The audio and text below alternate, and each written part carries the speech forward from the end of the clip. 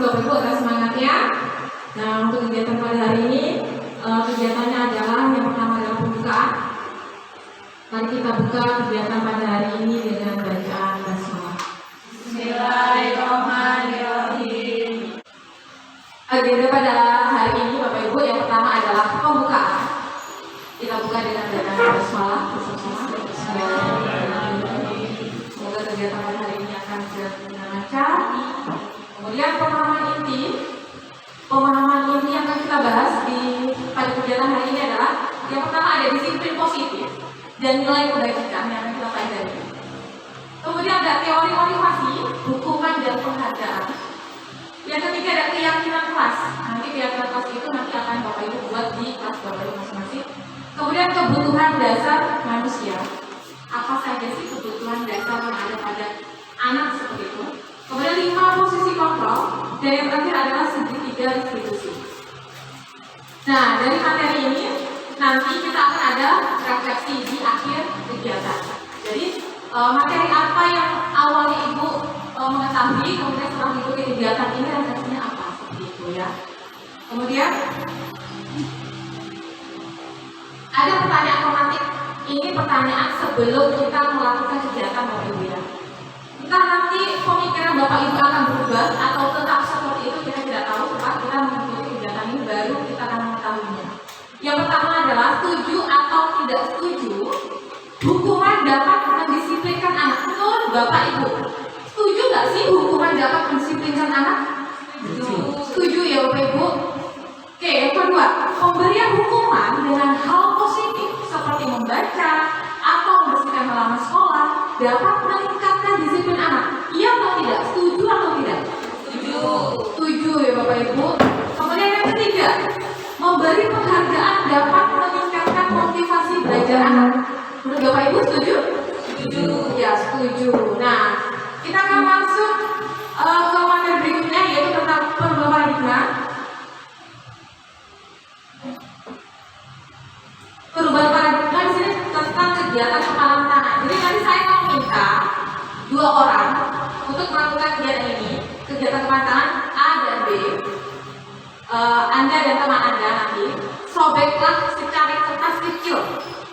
Coba Bapak Ibu ada kertas tidak di sampingnya ya. Sobek aja satu kertas kecil aja.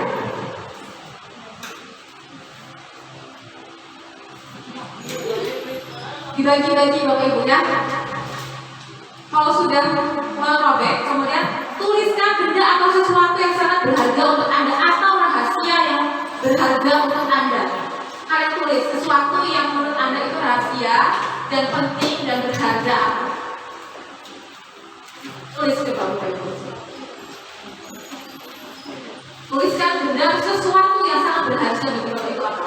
Rahasia boleh, Bapak Ibu tulis rahasia Anda di situ tidak apa. Biasanya saya baru rahasia ya. Sudah?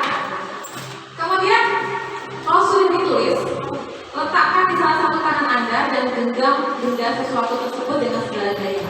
Buatlah sebuah kepalaan. Kemudian teman kita yang satunya nanti, teman yang B, akan mencoba dengan sekuat tenaga dengan berbagai cara untuk meminta Anda memberikan benda tersebut. B bisa membujuk, mengancam, melatih, merayu, menyuap, apa saja agar dapat membuka kepala tangan Anda. Saya minta 2 orang maju ke depan. Ya, siapa maju ke depan? Oh Iri? Sama siapa? Wasit deh. Maju ke depan. Tapi ibu kayaknya bagian B deh. Pak Iri kan punya rahasia aja ya, gitu kan?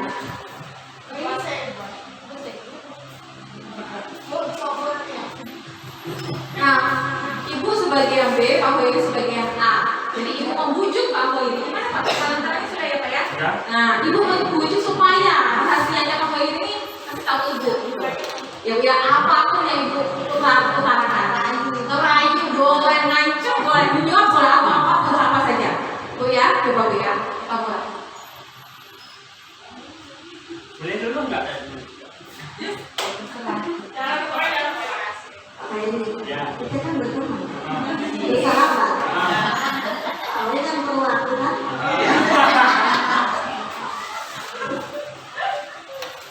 Kira-kira yang dibawa itu apa siapa? ingin tahu. Sesuatu yang bisa saya berharga. Kira-kira yang berharga apa Bapak? Ya, sesuatu yang sangat berharga menurut saya dan dapat membantu saya. Kira-kira berharganya melebihi seorang pendamping hidup atau yang Ya, dia menjadi motivator mendamping hidup. Bapak sih aku pengen tahu apa ini? Kasih tahu rahasianya. Kayaknya enggak. Berat kayaknya. Kok berat? Berat tuh kok kenapa kok berat? Ya, ini sangat berharga banget untuk masa depan. Oh sangat berharga. Sangat berharga. Ya kalau aku teman akrabnya Pak Oli sering curhat sama aku, kenapa kan dikasih tahu? Kalau yang lain boleh, kalau yang ini nggak boleh kayaknya. Kalau yang lain boleh. Iya, ibu minta yang apa? Tak kasih. Tapi jangan yang ini. Ya digenggam itu kalau yang lain udah tahu kayaknya. Belum. Bener. Benar. Bener-bener nggak dikasih. Benar. Kalau nggak dikasih apa? Nanti kalau perlu aku nggak mau kasih tahu juga. Ya tolong. Apa ada saran boleh nggak ini? Ada sarannya? Saatnya apa coba?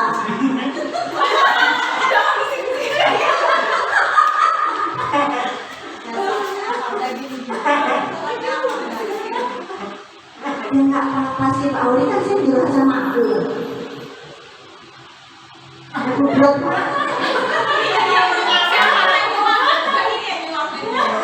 ini berarti nguapin.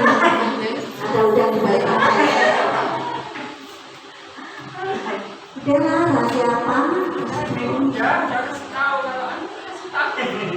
Masa mahalnya kayak gitu? Kayak mahal aja. Oh, ini mahal ini mahal. Di sini mahal ini loh. Ya udah, berarti nggak bisa ngasih tahu. Ya harusnya aku minta itu nggak usah pakai imbalan. Kalau Pak Oli ikhlas, lahir batin. Nah, Pak Oli kan sering curhat, tak kasih juga nasihat, tak kasih imbalan, jawaban yang pas. Kenapa aku sekarang pengen tahu itu aja nggak dikasih? Soalnya ini mempengaruhi apa? Sebagai penunjang lah istilahnya, dapat menentukan. Penunjang hidup. Kalau emang nggak boleh ya udah nggak maksa. Ya, itu mana pribadi Tapi dia. ini apa? Nggak bisa. Oke, terima kasih ya Bapak Ibu. Terima kasih Pak Hoiri, terima kasih Bu Asi. Kita beri tepuk tangan dulu ya Bapak Ibu. Berarti tadi Pak Hoiri belum memberikan apa yang ada di dalam kepala tangan. Lanjutannya tadi Bapak Ibu ya, tadi tentang kepala tangan Pak Hoiri dan Bu Asi.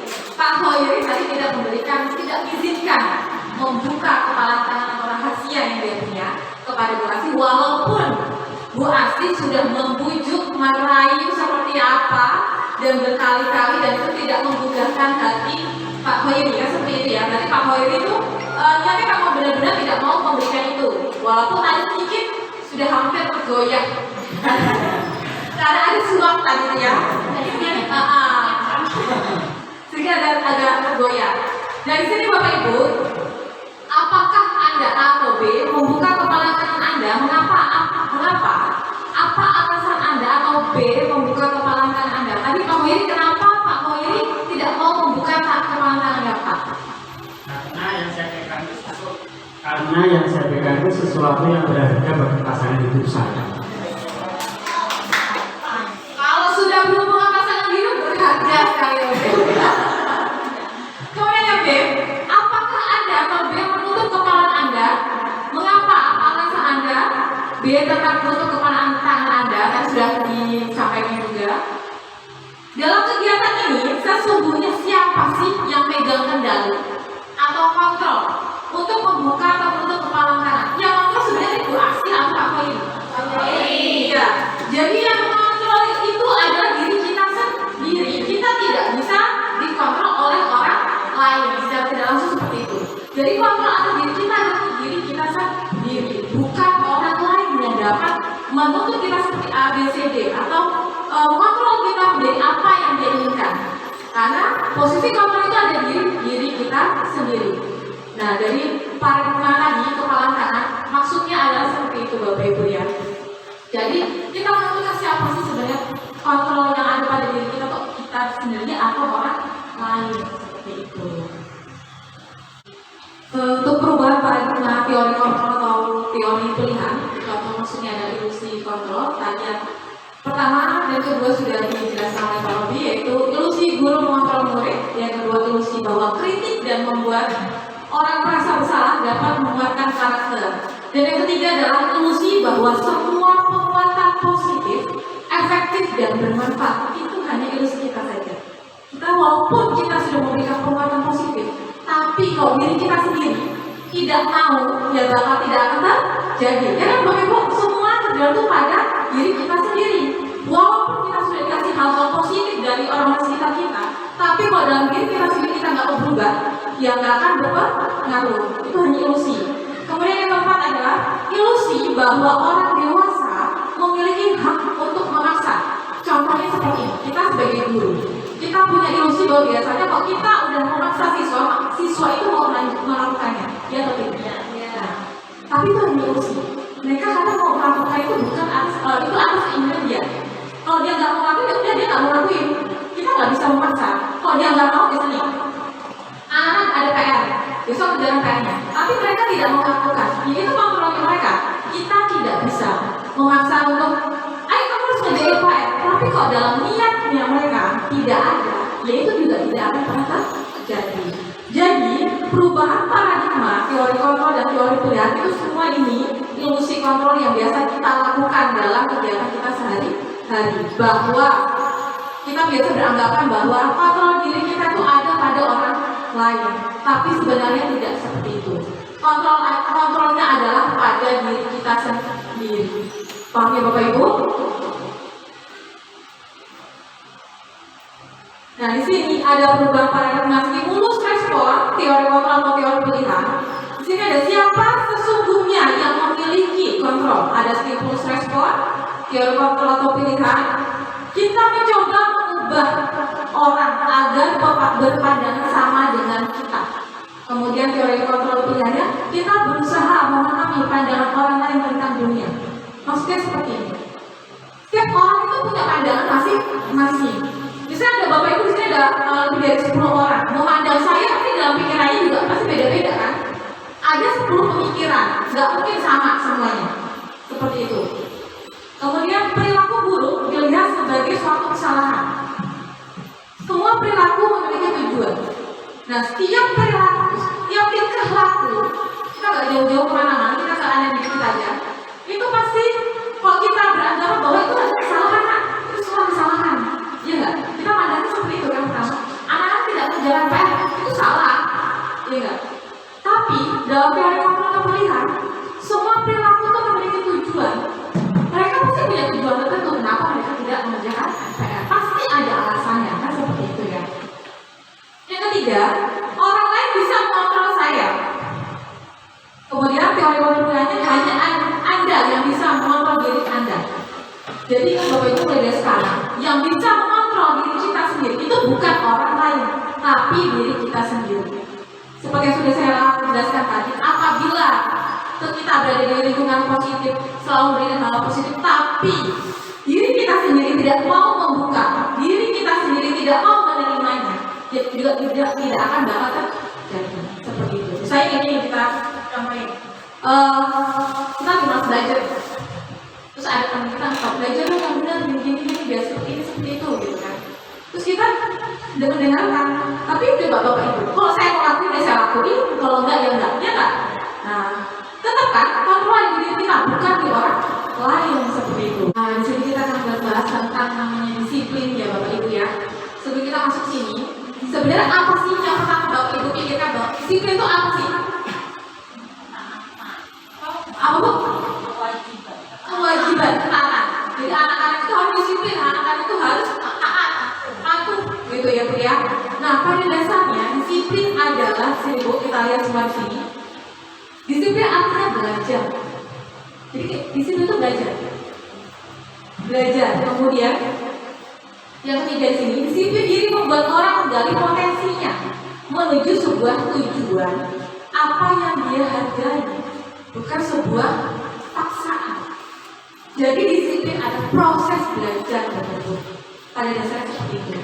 Namun dalam budaya kita, makna kata disiplin itu telah berubah menjadi sesuatu yang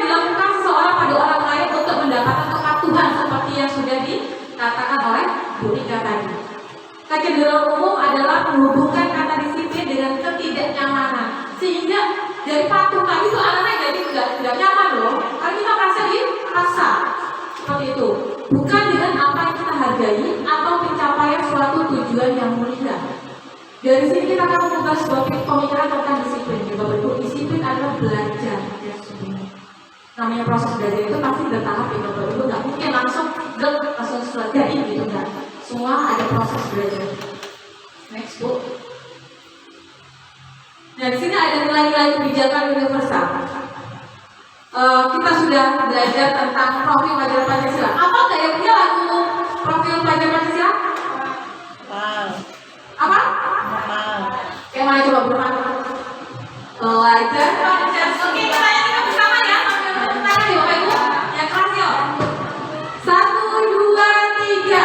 Pelajar Pancasila beriman dan bertakwa pada Tuhan yang Esa dan berakhlak mulia, berkebinekaan global, gotong royong mandiri, kreatif dan bernalar kritis. Nah, saya yakin Bapak Ibu semua sudah menerapkannya di sekolah karena hampir setiap kelas itu sudah ada pajakan, sudah ada profil pelajar Pancasila. Apalagi kita sekarang sudah memasuki kurikulum Merdeka yang menggunakan profil pelajar Pancasila. Tadi sebelumnya sudah dijelaskan oleh Pak Robi tentang mandiri, bernalar kritis, berkebinekaan global, bergotong royong, dan kreatif. Nah, nilai-nilai kebajikan yang ingin dicapai itu, ini Bapak Ibu dalam kurikulum Merdeka kita, seperti itu. Mandiri, tadi sudah dijelaskan bahwa kalau mandiri itu berarti melakukan segala halnya anak-anak misalnya bisa secara mandiri menggunakan sepatu untuk yang masih kecil ya, jadi tidak perlu bantuan orang lain. Kemudian bernalar kritis itu berarti seperti apa tadi Bapak Ibu? Dia dapat menganalisis, memunculkan ide. Jadi ketika kita memberikan pengetahuan kepada anak-anak tuh biasanya kan suka bilang ya Bu, kan kayak gini Bu. Nah itu udah mulai tuh bernalar kritis. Dia menganalisis informasi. Kemudian berkebinekaan global. Nah karena kita itu tidak lepas dari budaya dan kita juga memang berada di negara yang keberagaman. Nah itu berkebinekaan global adalah salah satu yang paling penting. Kita saling menghargai budaya, suku, kemudian dan agama. Kemudian ada lagi bergotong royong. Berarti kalau gotong royong itu Bapak Ibu kita berkolaborasi dengan sesama seperti itu ya. Kemudian ada kreatif. Kreatif itu berarti anak-anak dapat membuat sesuatu dengan orisinal nyata buatan tangan mereka sendiri. Dan yang paling penting adalah yang pertama itu adalah apa tuh? Beriman, bertakwa kepada Tuhan yang Maha Esa. Kenapa itu paling penting? Katanya ada yang bilang seperti ini. Kita harus mendahului adab dulu baru ilmu. Ya, Bapak Ibu ya. Apalagi sekarang kita lihat anak-anak kita tuh malah adabnya kurang ya Bapak Ibu. Nah itu PR buat kita. PR buat kita bagaimana kita bisa munculin lagi adab, dahului adab daripada ilmu. Ya Bapak Ibu ya. Beriman, bertakwa kepada Tuhan yang Maha Esa dan berakhlak mulia. Karena budi pekerti itu sangat penting. Paham Bapak Ibu ya? Kok kayaknya lagi ini ya, nggak semangat sih? Ya semangat ya Bapak Ibu. Coba kalau kita kasih dulu deh, speaking dulu ya. Karena udah mulai apa namanya loyo. Saya kasih speaking apa ya? Tentang joget apa mau kayak mana Bapak Ibu? Oke joget Bu. Sudah tadi 2, 3 ya apa ya? Pak Robi. Kita joget coba berdiri semua Bapak Ibu. Bang Maris juga joget ya.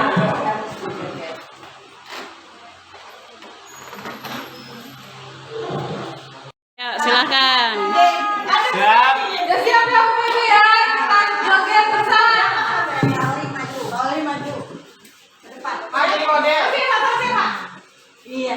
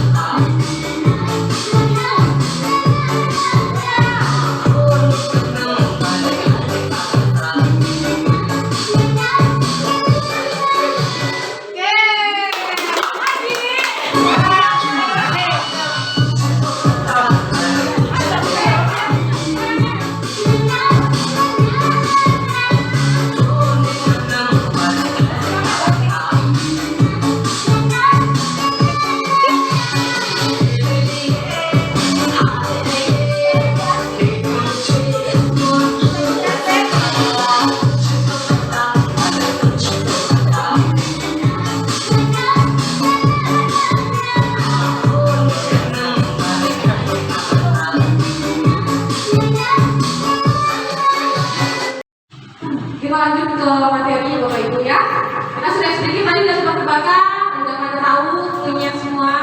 Kita masuk teori motivasi perilaku manusia. Di sini ada yang pertama adalah untuk menghindari ketidaknyamanan atau hukuman. Apa yang akan terjadi apabila saya tidak melakukannya? Itu adalah motivasi eksternal. Eksternal itu berarti dari luar ya. Kalau internal berarti dari dalam. Untuk mendapat imbalan dari orang lain atau institusi, apa yang akan saya dapatkan apabila saya melakukannya? Itu juga masuk motivasi eksternal. Nah, kemudian nanti akan dijelaskan lagi oleh Pak Robi, lanjutkan kembali oleh Pak Robi. Bapak Ibu tadi sudah dibahas tentang bagaimana sih dampak dari kita memberikan suatu penghargaan. Kita tadi berdiskusi adalah kalau kita ngasih penghargaan ke anak itu akan menjadi dampak positif, ya kan? Tapi pada nyatanya tidak kan? Penghargaan itu malah suatu hukuman. Jadi ketika anak-anak itu melakukan sesuatu kalau nggak ada penghargaannya nggak mau dia, ya nggak? Karena kalau kita udah terbiasa nih, kita terbiasa ngasih sesuatu ke mereka. Tapi kalau misalnya kamu ngambil sampah itu nanti ibu kasih permen deh, nggak seperti itu. Jadi mereka melakukan sesuatu itu cuma karena ada keinginan lain aja, bukan berdasarkan diri hati mereka sendiri. Dan itu juga tidak akan bertahan lama seperti itu kan? Itu akan malah membuat mereka itu malah menjadi lebih tidak baik karena selalu mengharapkan imbalan. Nah, kalau kita memberikan penghargaan itu seperti itu, sama aja kita tuh mengajarkan anak-anak itu melakukan apapun dengan imbalan, Bapak Ibu ya. Nah, jadi kalau misalnya kita mau memberikan apresiasi kepada siswa, tadi seperti yang sudah diterangkan oleh Pak Robi, apabila kita memberikan apresiasi kepada siswa, itu kan harus lengkap.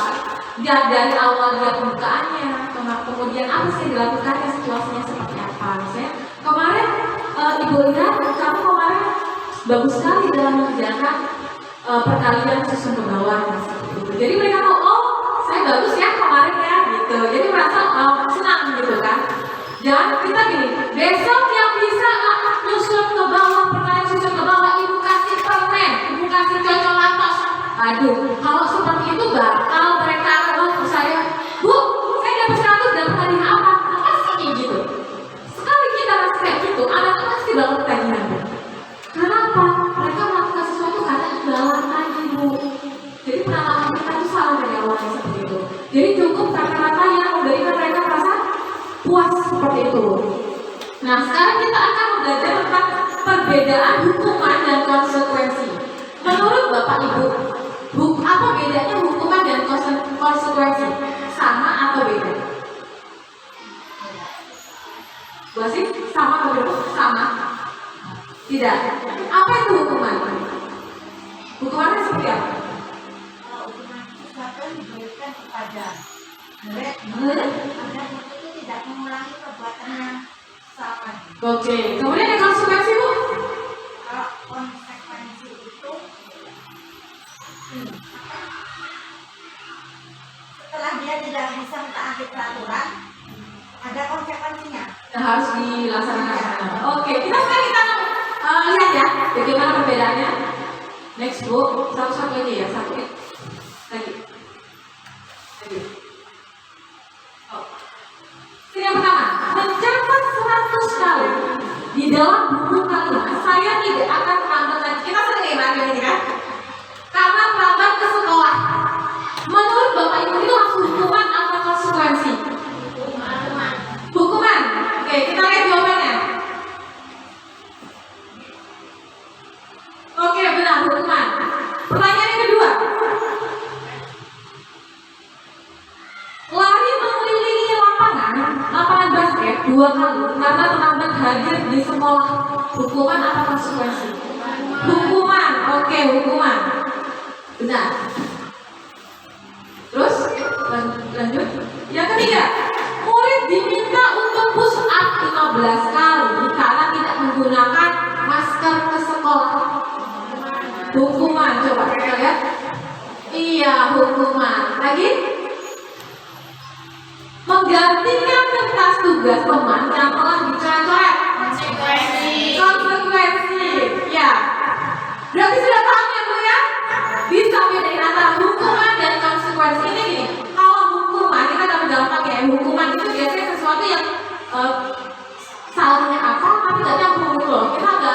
menghukum sesuai dengan kesalahan mereka. Tapi kalau konsekuensi itu yang berhubungan dengan kesalahan, memperbaiki kesalahannya seperti itu. Paham ya Bapak Ibu, bisa membedakan antara hukuman dan konsekuensi ya sekarang ya? Nah, tadi kita sudah dijelaskan oleh Pak Rudi tentang perbedaan hukuman dan konsekuensi. Nah, dari sini gimana menurut Bapak Ibu? Apakah kita masih tetap memberikan hukuman kepada anak-anak atau kita akan memberikan konsekuensi pada anak-anak? Konsekuensi. Karena hukuman itu dampaknya sangat besar sekali. Mungkin kita sebagai guru wajar, manusiawi, kalau misalnya anak-anak melakukan kesalahan itu pasti marah langsung memberikan hukuman, ya. Nah, tapi dari sini kita sudah belajar bahwa kita mengubah persepsi dari hukuman menjadi konsekuensi. Ini untuk perkembangan anak-anak, proses belajar mereka seperti itu. Jadi kita tidak memberikan hukuman yang terlalu berlebihan seperti itu, ya. Masih dalam konteks yang berhubungan dengan kesalahan mereka. Jadi supaya tidak ada namanya siswa yang membenci gurunya seperti itu, ya. Sekarang anak-anak kan kebanyakan itu susah ya Pak ya diatur ya. Kemarin juga sempat ada banyak sekali kesalahan pada anak itu kita sebagai guru. Jadi lebih meminimalisir menghukum anak, tapi lebih memberikan konsekuensi. Konsekuensi itu juga kita mendidik mereka untuk menjadi anak yang bertanggung jawab. Tapi kalau kita memberikan hukuman, malah banyak banget dampaknya. Yang dia bakal marah, yang dia malah nggak akan berubah mereka. Malah mungkin akan menjadi lebih buruk lagi seperti itu. Nah, sekarang kita akan masuk ke keyakinan kelas Bapak Ibu. Next Bu, Tika.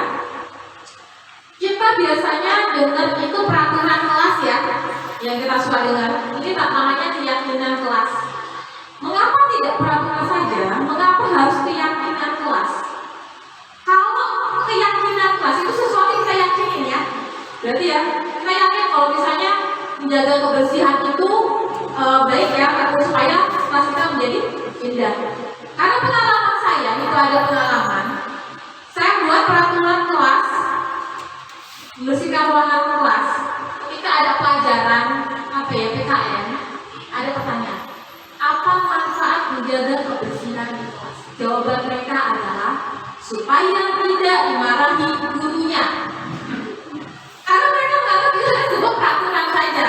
Kalau dilarang bakal dimarahin sama guru, bukan sebuah keyakinan yang harus mereka kerjakan. Itu pengalaman saya seperti itu, Bu. Nah, seperti contoh ini, mengapa kita memiliki peraturan harus menggunakan helm bila mengendarai kendaraan roda 2? Mengapa? Supaya apa? Bapak Ibu, kita pakai helm. Oke, supaya melindungi ya Bu ya. Kemudian yang ketiga, mengapa kita memiliki peraturan 3 ya, menggunakan masker, mencuci tangan, dan menjaga jarak 1,5 meter? Mengapa? Bu Wahyu? Yang kedua, mengapa kita memiliki peraturan 3M, menggunakan masker, mencuci tangan, dan menjaga jarak 1,5 meter? Kenapa Bu kita melakukan itu? Ya. Mengapa kita melakukan ini? Ada peraturan seperti ini kan biasanya di dalam pemerintahan itu ya. Kalau kemarin kita pas ketika COVID, ya untuk menjaga diri ya Bu ya, supaya kita tidak terpapar virus COVID-19. Kemudian yang ketiga, mengapa kita memiliki peraturan harus datang tepat waktu pada saat mengikuti peraturan? Kenapa? Apakah biar orang aja bagus gitu? Apakah memang kita belajar untuk tanggung jawab? Menurut Bapak Ibu apa? Untuk tanggung jawab kita kan. Biasanya kalau kita sebelum kita menuntun anak, kita memberikan contoh terlebih dahulu. Kan seperti itu ya Bu ya. Kita menjadi tauladan, karena guru itu katanya tauladan ya. Nah, jadi kita memberikan contoh terlebih dahulu. Kemudian untuk mendukung motivasi intrinsik, tadi motivasi intrinsik berarti motivasi yang ada pada dalam diri kita. Kembali ke nilai-nilai keyakinan lebih menggerakkan seseorang dibandingkan mengikuti serangkaian peraturan. Kalau kita sudah punya keyakinan, berarti kita membersihkan kelas ini supaya kelas kita menjadi nyaman. Kita membersihkan kelas ini supaya kelas kita menjadi indah. Bukan karena peraturan yang udah dibuat bu guru, nanti kalau nggak dikerjain jadi dimarahin. Kan seperti itu sekarang ya Bu ya. Next Bu Tika. Nah, dari lingkaran ini Bapak Ibu, nih ada peraturan kelas. Di atas peraturan kelas ada keyakinan kelas. Ruang kita lebih besar lagi. Kemudian ada lingkungan positif. dari keyakinan kelas akan menimbulkan hubungan yang positif, kemudian akan berkembang lagi menjadi budaya positif. Dalam arti kita kalau mau membangun, yang pertama adalah dari kelas kita terlebih dahulu. Nah, dari kelas kita kemudian ke lingkungan, baru ke budaya positifnya. Insya Allah sekolah kita akan menjadi lebih baik lagi. Next, Bu. Nah, Bapak Ibu di sini ada contoh keyakinan kelas. Yang mana yang merupakan keyakinan kelas? Mengapa? Nah, sini ada kesepakatan kelas, kemudian ada kesepakatan kelas pertama di sini. Contohnya, kesepakatan kelas datang tepat waktu mengucapkan salam, menjaga kebersihan sekolah, berdoa sebelum dan sesudah kegiatan, aktif dalam pembelajaran dan tertib. Kemudian saya ada kesepakatan kelas yang sampingnya lagi. Kami guru dan murid saling menyayangi. Kemudian yang B, kami murid semangat belajar. Kami murid yang peduli dengan teman-teman. Menurut Bapak Ibu yang lebih enak baca mana? Yang enggak. Sebelah sini ya? Iya, karena lebih ke apa? Meyakini kan bahwa kalau kita sama guru itu harus saling menyayangi. Bukan hanya sekedar peraturan harus sayang sama guru gitu kan? Bukan. Terus yang B, kami murid yang semangat belajar. Berarti memotivasi dari dalam diri mereka sendiri, bukan sesuatu yang kita paksakan loh ya. Seperti itu. Jadi beda antara keyakinan kelas ya Bapak Ibu sama peraturan. Nah, nanti akan dilanjutkan lagi oleh Pak Robi. Nanti kita setelah ini akan membuat, Bapak Ibu akan dibentuk menjadi kelompok, beberapa kelompok, menjadi 3 kelompok, membuat keyakinan kelas yang Bapak Ibu inginkan di kelas kalian Bapak Ibu, kemudian akan membuat next. Nah, dan akan membuat kegiatan pendalaman kegiatan kelas tabel T dan tabel Y seperti ini. Ada di sini yang Y terdengar, terlihat, berperilaku, kemudian yang itu yang tabel T ada tampak seperti, tidak tampak seperti. Nanti akan dijelaskan lebih lanjut oleh Pak Rob. Waktunya saya tidak berbagi.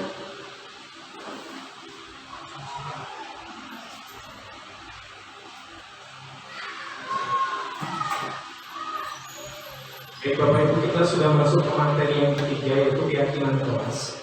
Jadi di sini ada kegiatan pendalaman keyakinan kelas. Jadi nanti Bapak Ibu akan membuat satu keyakinan kelas dan membuat tabel T dan tabel Y. Nah, di tabel T di situ ada tampak seperti dan tidak tampak seperti. Jadi di situ nanti antonim ya Bapak Ibu, di tampak seperti dan tidak tampak seperti. Nah, di tidak tampak seperti nanti kita menghindari kata tidak dan kata jangan. Karena di situ kata tidak dan kata jangan itu artinya kebanyakan adalah negatif. Nah, terus yang kedua, kata tidak dan kata jangan itu biasanya membuat anak lebih penasaran. Kenapa sih kok saya tidak boleh? Kenapa sih kok saya jangan melakukan itu? Itu adalah kata-kata yang harus dihindari. Nah, jadi nanti Bapak Ibu membuat tampak seperti dan tidak tampak seperti, yaitu tabel T. Contohnya tampak seperti datang tepat waktu, tidak tampak sepertinya adalah sering hadir terlambat. Lalu yang kedua, menyapa teman dan guru setiap hari. Terus tidak tampak sepertinya adalah acuh kepada teman dan guru. Itu adalah contoh tabel T. Sekarang contoh tabel Y. Nah, di tabel Y ini ada terdengar, terlihat, dan berperilaku. Nah, biasanya jadi Bapak Ibu tuh ingin mendengar apa sih kata-kata dari anak-anak itu? Lalu Bapak Ibu juga ingin melihat apa sih yang dilakukan oleh anak-anak di kelas itu? Yang terakhir yang berperilaku. Jadi anak ibu Bapak Ibu guru itu ingin melihat perilaku yang seperti apa dari murid-muridnya. Contoh yang terdengar adalah kata-katanya, yuk saya bantu, kita bisa selesaikan ini, terima kasih, tolong ya. Nah, terlihatnya Bapak Ibu itu ingin terlihat anak-anaknya itu seperti apa? Berempati terhadap perasaan orang lain, lalu memegang barang milik orang lain hanya dengan izinnya. Nah, selanjutnya Bapak Ibu itu ingin lihat perilaku anak yang seperti apa? Tersenyum ramah, memberikan salam hormat, berjabat tangan, itu adalah contoh berperilaku. Jadi setelah ini Bapak Ibu akan membuat satu keyakinan kelas tentukan satu keyakinan kelas saja. Setelah itu Bapak Ibu membuat tabel T dan tabel Y. Nah, untuk tabel T dan tabel Y ditampak seperti dan tidak tampak seperti, Bapak Ibu cukup menuliskan 3 saja atau lebih juga tidak apa-apa, ya. Terdengar juga seperti itu sama. Tapi Bapak Ibu, sebelum Bapak Ibu membuat keyakinan kelas, kami itu sudah ditugaskan untuk membuat keyakinan kelas. Jadi setelah ini akan kami tampilkan atau akan saya tampilkan keyakinan kelas yang sudah saya buat untuk menjadi bahan referensi Bapak Ibu. Jadi kita melihat dulu ya Bapak Ibu videonya seperti apa. Nanti setelah itu baru Bapak Ibu akan berkelompok. Nanti kita bagi kelompoknya. Kita akan bagi 3 kelompok. Tapi sebelumnya kita lihat dulu videonya Bapak Ibu tentang keyakinan kelas. Di sini kita akan menyaksikan nonton video tentang keyakinan kelas yang sudah kami buat. Bisa sebagai referensi nanti Bapak Ibu juga membuat keyakinan kelas Bapak Ibu masing-masing setelah melakukan kegiatan ini Bapak Ibu. Kita saksikan videonya.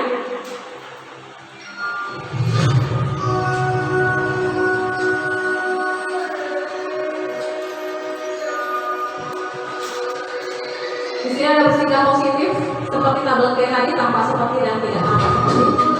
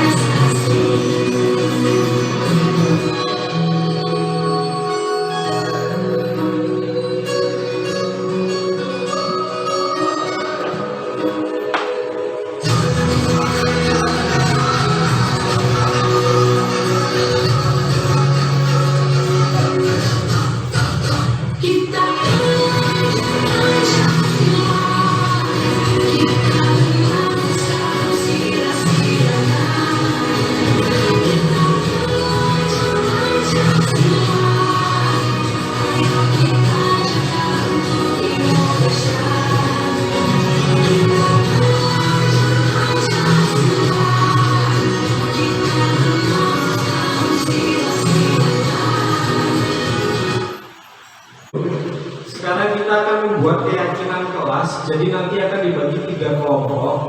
Jadi nanti Bapak Ibu berhitung dari 1 sampai 3. Nanti yang nomor 1 berkumpul menjadi 1 dengan yang nomor 1. Yang selanjutnya, oke, langsung kita bagi saja ya Bapak Ibu ya.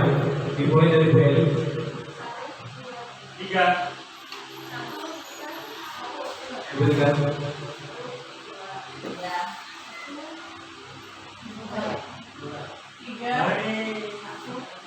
Ya, Bapak Ibu, langsung Bapak Ibu berkumpul dengan kelompoknya masing-masing, 1 dengan 1, 2 dengan 2, dan 3 dengan 3. Nanti akan dibagikan karton untuk membuat keyakinan kelas tabel T dan tabel J. Keyakinan kelas ya Bapak Ibu, kita kan bedakan antara keyakinan dan keyakinan ya. Keyakinan kelas itu adalah satu frase yang mengarah ke hal positif ya Bapak Ibu. Kalau bisa, menghindari kata-kata yang negatif. Terus caranya jangan bilang kayak jangan atau tidak, itu hilangkan kata-kata seperti itu.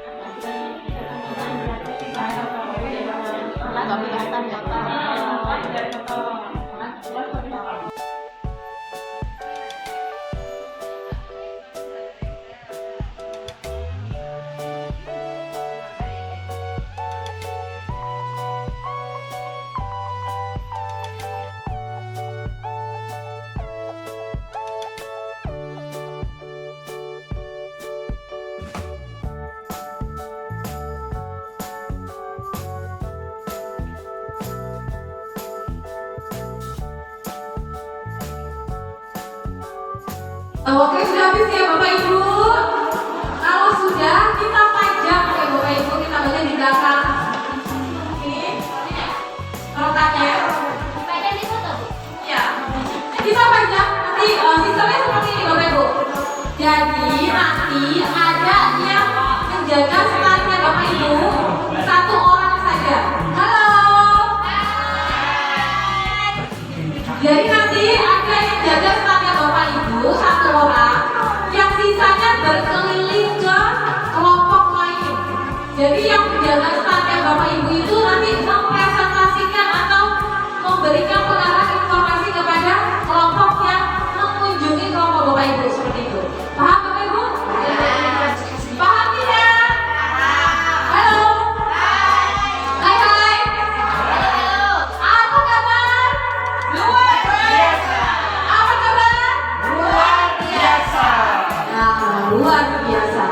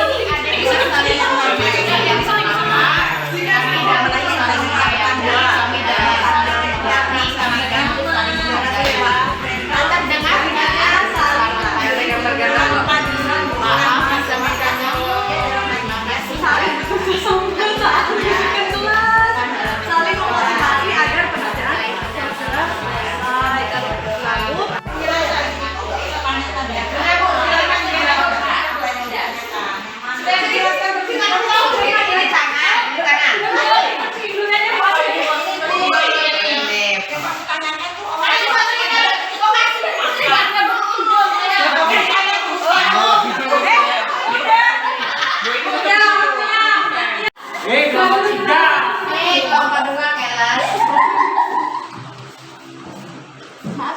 Nah, Bapak Ibu, dilihat di kelompok masing-masing ini punya apa ya? Jadi dirinya beda-beda ya. Yang satu ada berawan-awan, berjari-jari, yang satu berpohon-pohon riang, satu berbunga-bunga, sedang ya. Sudah Bapak Ibu, kita akan membahas di sini tadi sudah dibahas oleh Pak Robi tentang kebutuhan dasar manusia. Itu ada 5. Jadi setiap anak melakukan kesalahan itu biasanya ada kebutuhan dasar yang belum dia miliki, belum dia dapatkan. Maka dari itu anak itu pasti melakukan sesuatu yang negatif. Misalnya, anak itu suka diperhatikan sama guru, melakukan bu ini bu ini bu. Mungkin kebutuhan dasar yang dia kasih sayang dan rasa diterima di keluarganya itu dia tidak dapat. Maka dari itu ketika di dalam sekolah dia berusaha untuk mencari perhatian guru supaya dia merasa diterima, disayang, seperti itu. Ada penguasaan itu bisa seperti kayak ada anak, udah bu saya malas kalau mengerjakan ini, gitu kan? Kenapa? Karena saya tidak mampu, berarti dia tidak bisa menguasai materi tersebut. Makanya dia malas ngerjain karena dia penguasaannya kurang. Kemudian kesenangan, kebutuhan kesenangan misalnya seperti ini. Aduh bu, bosan mengerjakan ini, bosan bu. Berarti dia butuh apa? Butuh sesuatu kesenangan untuk diri dia gitu. Jadi anak-anak mengatakan sesuatu itu pasti ada alasannya. Apa sih kebutuhan yang dia butuhkan gitu. Kita sebagai guru itu berarti harus paham apa aja kebutuhan dasar manusia. Kemudian kebebasan. Misalnya gini, besok kita mau ada acara apa ya? Misalnya ada kegiatan bersih-bersih, kayak mau bawa apa? Biar mereka bebas membawa apapun. Seperti itu. Atas kemauannya mereka sendiri selagi itu masih dalam koridornya. Seperti itu Bapak Ibu. Jadi jangan terlalu kita selalu yang memberikan peraturan seperti itu. Biarlah mereka berbebas merdeka. Kemudian bertahan hidup. Nah di dalam suatu kelas itu kan pasti mereka punya ya, ada yang kadang percaya diri, ada yang tidak. kurang percaya diri, mungkin bisa jadi dia dalam bertahan hidup di dalam kelas itu dia agak kurang gitu. Jadi dia merasa kurang pede di dalam kelas. Seperti yang sudah dijelaskan oleh Pak Robi tadi. Kemudian ada tadi sudah dijelaskan juga tentang 5 posisi kontrol. Ya Bapak Ibu.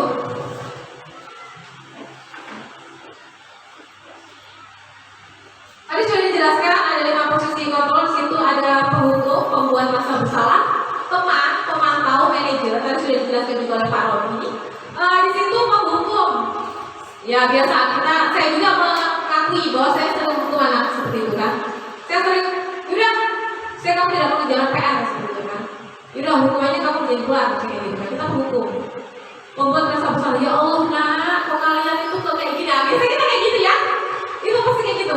Ya Allah nak, kok kamu kayak gini sih? Nah itu berarti membuat rasa bersalah. Kemudian kita sebagai teman. Nah, membuat alasan-alasan untuk muridnya. Jadi kita sebagai teman, jadi tidak menghilangkan rasa peraturan-peraturan itu, kita berusaha untuk menjadi temannya anak-anak. Pemantau dia menghitung dan mengukur. Nah, jadi dia menganalisis seperti itu. Apa sih kebutuhan dasar ini apa? Kita refleksi diri juga. Kemudian ada manajer. Manajer itu ada mengajukan pertanyaan-pertanyaan supaya kita dapat mengetahui yang ada pada diri anak tersebut apa yang kita butuhkan. Nah, sekarang Bapak Ibu kita sudah memahami kebutuhan dasar manusia dan juga 5 posisi kontrol kita sebagai guru pada dasarnya ya. Sekarang Ibu coba Bapak Ibu renungkan posisi kontrol yang saya lakukan selama ini apa sih? Bapak Ibu nanti bisa tuliskan di dalam sticky note ini. Apa sih yang sudah saya lakukan? Kemudian posisi kontrol yang akan saya lakukan atau posisi kontrol impian saya mau menjadi apa? Misal posisi kontrol saat ini saya menjadi penghukum pasien. Dan kemudian posisi kontrol impian saya ingin menjadi teman, saya ingin menjadi pemantau. Kan kadang kalau dari penghukum ini mau naik itu lanjut manajer agak jauh ya. Karena namanya proses belajar itu kita juga sedikit demi sedikit berubahnya seperti itu. Bisa seperti itu Bapak Ibu. Bapak Ibu sekarang renungkan, saya akan membagi sticky note-nya ini. Jadi untuk posisi kontrol saat ini biru dan orange untuk posisi kontrol yang Bapak Ibu rasakan sekarang. Kemudian untuk yang warna ungu untuk menulis posisi kontrol yang Bapak Ibu impikan ke depannya seperti apa yang Bapak Ibu harapkan. Paham ya Bapak Ibu? Paham ya?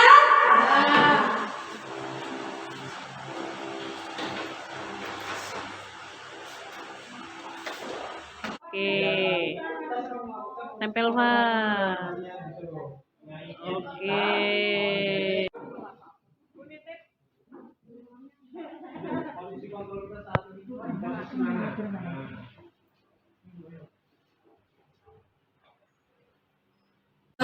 Bapak Ibu kita akan masuk ke segitiga restitusi. Apa sih segitiga restitusi itu?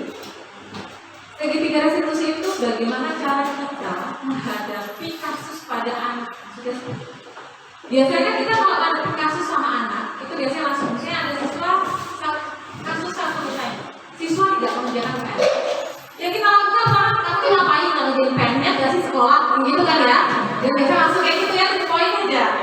Tapi kalau kita menggunakan namanya segitiga restitusi, ini ada tahap-tahapan yang harus kita lakukan. Nah, di sini ada tahap-tahapannya. Next aja Bu Rika. Pertama, menstabilkan identitas. Nah, di dalam menstabilkan identitas itu, ketika ada anaknya maju Bu, saya nggak kerjakan PR. Jangan bilang, ngapain kamu nggak kerjakan PR di sekolah nggak ada kayak gitu ya Bu ya. Tapi jawablah, oh tidak apa-apa nak. Semua oh tidak apa-apa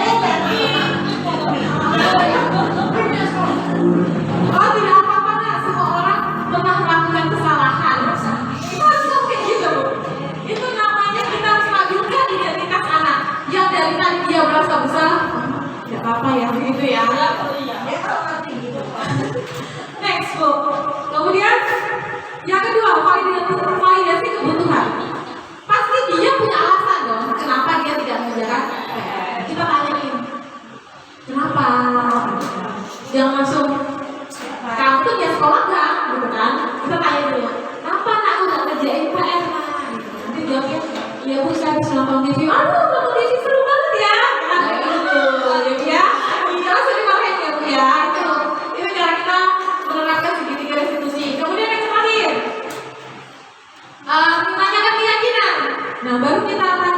ya, kira-kira keyakinan kelas apa yang sudah kamu melanggar? Nah, dia merefleksikan diri ya, dia langsung merefleksikan, oh iya ya saya sudah melanggar keyakinan kelas disiplin misalnya seperti itu. Ya Bu, saya sudah melanggar keyakinan kelas disiplin. Baru kita gali lagi Bu. Terus bagaimana cara kamu memperbaiki kesalahanmu? Kita gali seperti itu. Jadi dia juga berusaha untuk memperbaiki kesalahannya tanpa kita harus marah-marah dulu. Nah, kita tuh sudah stimulus aja sih, stimulus anak itu supaya tahu apa yang harus dia lakukan dan tahu dalam diri dia kalau dia melanggar kesalahan atau keyakinan kelas seperti itu. Nah, di dalam menanyakan keyakinan itu ada misalnya keyakinan kelas apa yang sudah kamu melanggar, nah seperti itu. Kemudian terus bagaimana cara kamu memperbaikinya? Nah, seperti itu. Nah, disitulah kita posisinya guru. Ayo Bu ya. Jadi memang tidak semudah seperti yang saya katakan ya Bu ya, tapi kita sedikit demi sedikit belajar berubah. Ingat ya Bapak Ibu, besok mau ada siswanya yang mengerjakan PR, siswanya yang terlambat sekolah, gunakan segitiga restitusi ya Bu ya. Jangan sedih lagi. Paham ya Bu ya?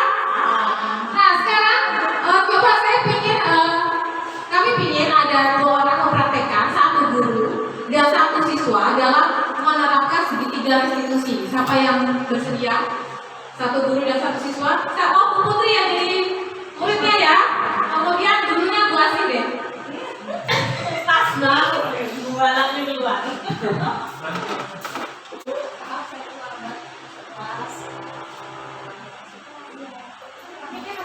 Silakan Bu.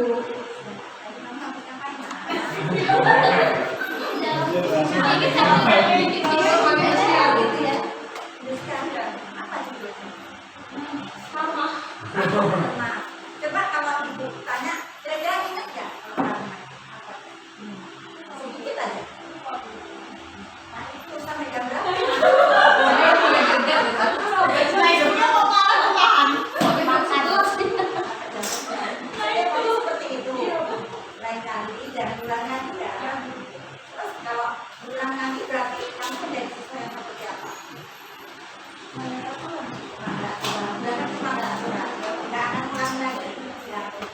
Jadi anaknya ya baik, rajin ya.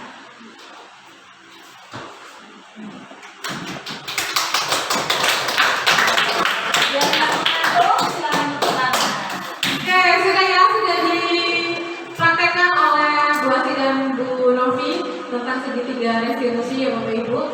Semoga kita besok dapat menerapkan segitiga restitusi di kelas kita masing-masing ya.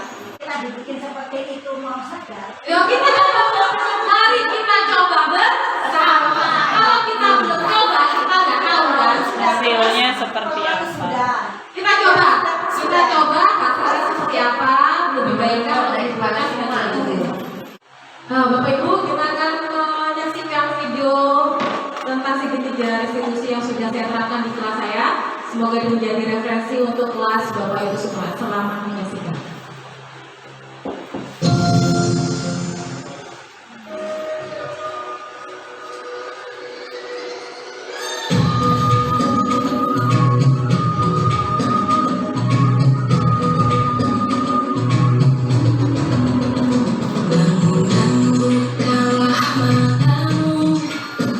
Saatnya meraih mimpimu, arahkan pandangan ke depan, Tuhan kan menuntun. Sadarilah masa berganti, tantangan kan kita hadapi, bergandeng tangan untuk negeri.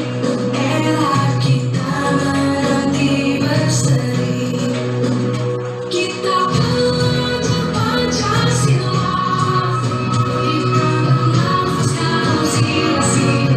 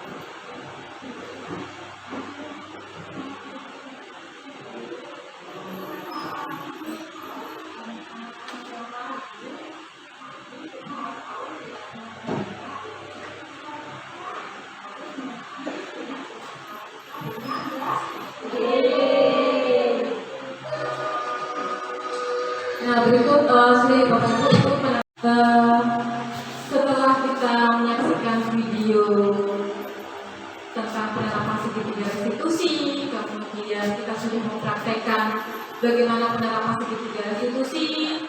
Kemudian dari awal tadi Bapak Ibu, dari awal kita sudah banyak belajar ya Bapak Ibu ya. Yang pertama kita tadi belajar tentang apa Bapak Ibu?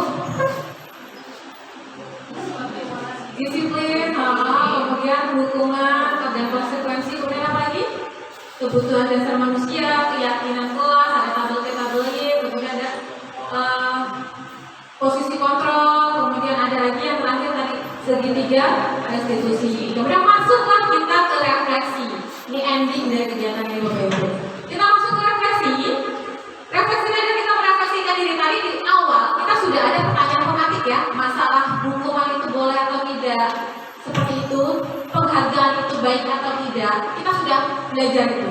Nah, kita sekarang refleksikan dari 4 pertanyaan ini ya Bapak Ibu.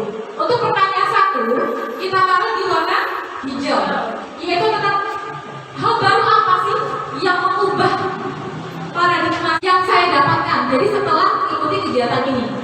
Kemudian yang di kuning, nomor 2, perasaan apa yang muncul selama mengikuti sesi ini? Apa perasaan yang muncul? Khususnya mengenai makna disiplin dan motivasi intrinsik tadi. Kemudian yang ketiga, peran among seperti apa yang saya telah lakukan selama mengikuti modul ini? Jadi Ibu merefleksikan diri ya Bapak Ibu. Kemudian yang keempat, saya akan menjadi among yang seperti apa? Atau saya akan menjadi guru yang seperti apa setelah mengikuti kegiatan ini? Paham Bapak Ibu? Paham ya? Nah sekarang akan dibagikan sticky note-nya oleh Pak Robi, warna hijau, kuning, orange, dan pink. Kalau sudah bisa langsung ditempelkan ke depan. Refleksinya sudah Bapak Ibu? Nah bisa ditempelkan ke depan, yang hijau ke hijau, yang kuning ke kuning, orange ke orange, dan pink ke pink.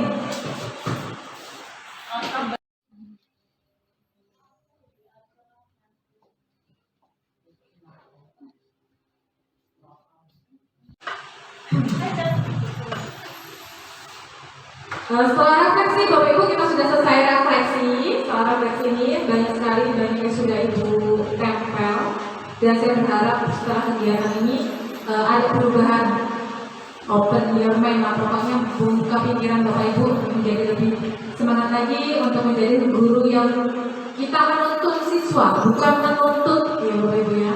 Kita menuntut siswa bukan menuntut, seperti itu. Kita sudah mengetahui mana yang salah tadi sebelum kita pelajari, dan setelah pelajari kegiatan ini kita sudah tahu mana yang harus kita lakukan. Semoga pembelajaran hari ini bermanfaat bagi kita semua. Di sini saya dan Pak Robi mengucapkan terima kasih atas kehadiran Bapak Ibu dalam kegiatan ini, sudah meluangkan waktunya dalam kegiatan kami ini. Kemudian saya mohon maaf apabila selama kegiatan ada salah kata, salah ucap, salah tindakan yang mungkin tidak saya sadari. Kepada Bapak Ibu saya mohon maaf, dan kepada Allah saya mohon ampun. Untuk mengakhiri kegiatan pada hari ini, kita penutup dengan bacaan hamdalah.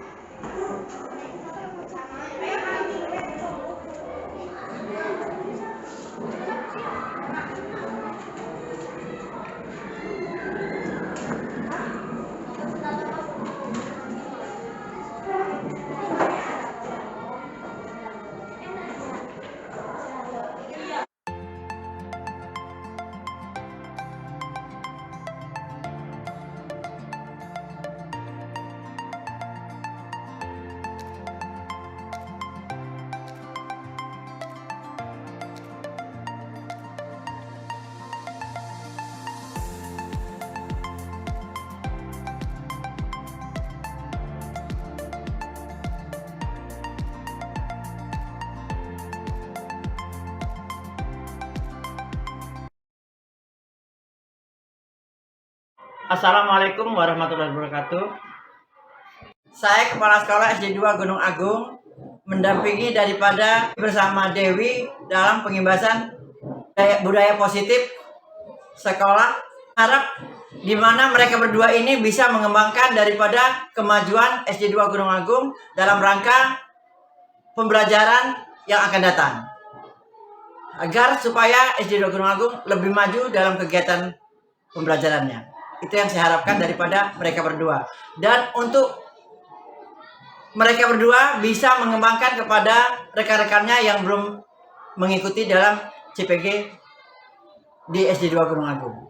Agar supaya mereka semua bisa menjalankan bagaimana cara pengembangan daripada CPG tersebut. Itu tujuan daripada harapan daripada saya sebagai Kepala Sekolah SD 2 Gunung Agung. Barangkali itu aja yang saya butuhkan untuk mereka berdua. Wassalamualaikum warahmatullahi wabarakatuh. Assalamualaikum warahmatullahi wabarakatuh. Nama saya Rika Yuliawati. Saya adalah teman sejawat dari dan Bu Dewi. Dari hasil pengimbasan kemarin yang saya dapatkan tuh banyak sekali ilmu-ilmu yang belum saya ketahui. Ternyata sangat bermanfaat sekali buat saya yang akan nanti saya terapkan di kelas saya nantinya. Mungkin itu saja. Assalamualaikum warahmatullahi wabarakatuh. Assalamualaikum warahmatullahi wabarakatuh. Saya Diah Aprianti, rekan sejawat dari Ibu Dewi Marsha. Saya selaku tenaga kependidikan. Setelah kegiatan pengimbasan budaya positif yang dilakukan Ibu Dewi, saya berharap saya dapat menerapkannya di kelas saya. Terima kasih atas budaya praktik yang sudah dilaksanakan. Semoga tetap berkolaborasi dan menginspirasi rekan-rekan yang lain untuk dapat mengikuti CGP angkatan selanjutnya. Wassalamualaikum warahmatullahi wabarakatuh.